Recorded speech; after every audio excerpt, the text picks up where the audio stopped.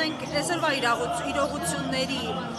կոնտեքստում ստեղծված իրավիճակի մասին, երբ կասկածի տակ է դրվում ցեղասպանության փաստը պետության ղեկավարի կողմից բաց ակնարկներով, ինչով եք սա պայմանավորում եւ ինչպես կանխել սա։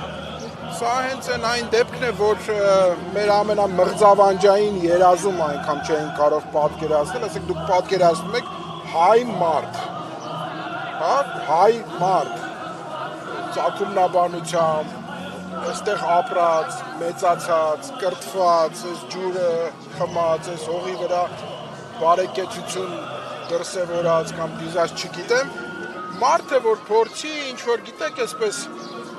մենք չենք շղթում, մենք չենք ուրանում, որևէ մեկը այդ փաստը կասկածի տակ չի դնում, բայց եւ այդ բայցից հետո ասենք կարող է այդպես էջերով ինչ-որ բաներ փորձել չարել, սա բնականաբար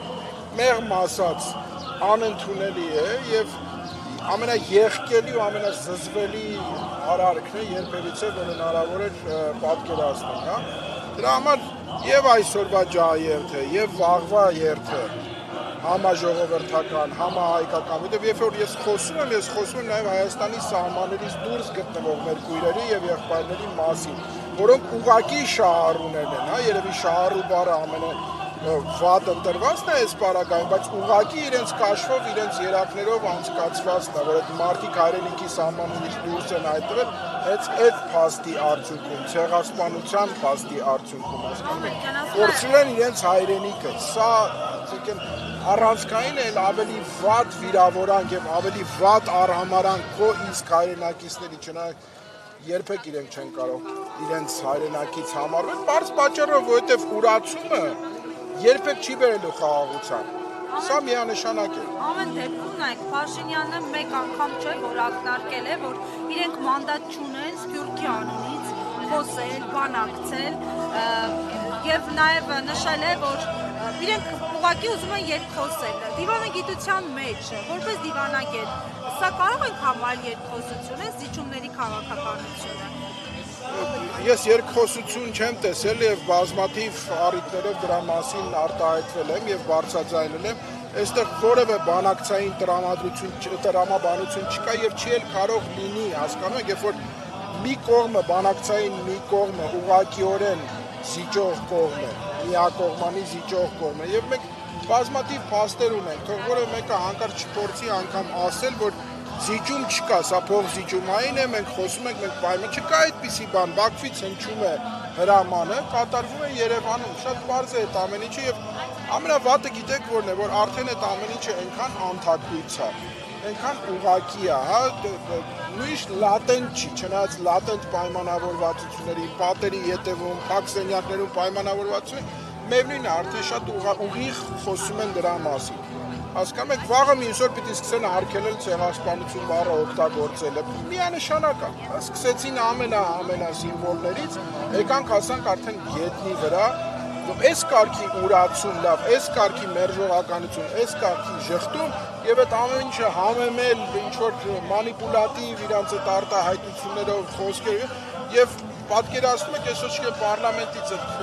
ունեն էլի մեկ հնչեցնում են ասում փորձ անգամ չանեք մոտենակ ցեղասպանության թեմային,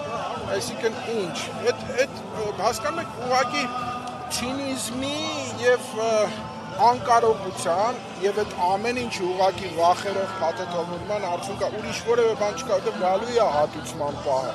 կանգնելու են դատաստանի առջև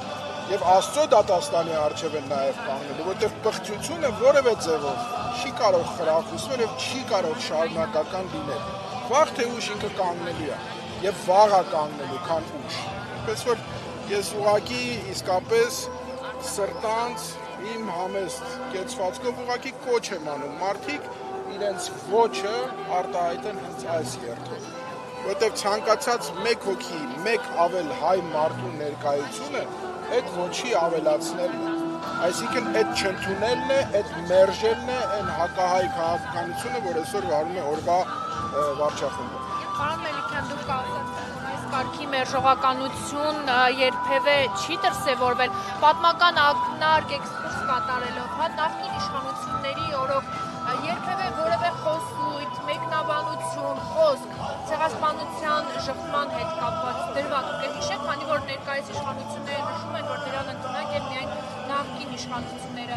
մերժելու, ինչպես նաև սակարկելու։ Ոչ եւ երիցս ոչ, դուք հարցը տալիս եք մի մարդու, ով ուղղակիորեն ներգրավված է եղել եւ ոչ միայն Հայաստանում, նաեւ Հայաստանի սահմաններից դուրս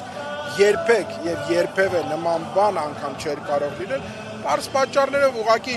այն հանձնարարականները, որ ստացվում էին այն ժամանակ դեսպանության, փակ հանձնարարականներ էին բնականաբար, այդ հանձնարարականները ուղղակի կգա ժամանակը արխիվները կարող են բարձրացնել եւ կարդալ թե այդ ինչ հանձնարարականներ էին գնում, շղթման, այդ ճակերտներով շղթման հանձնարարականները,